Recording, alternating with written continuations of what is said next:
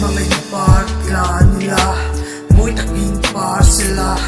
Tana malsok na talero Lukatana himna mamay nakalangka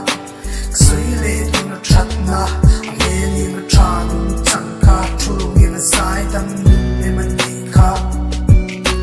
Lulu mo na song ko na hello Valang tan kapalo Ano tayo arin lo Telo chungat nilo Atan kapakang to kakalan Mamay na Rilo ay kung puso ka Uy, kikikang so Kakatin na Uy, ikiya nga Sukaling chinan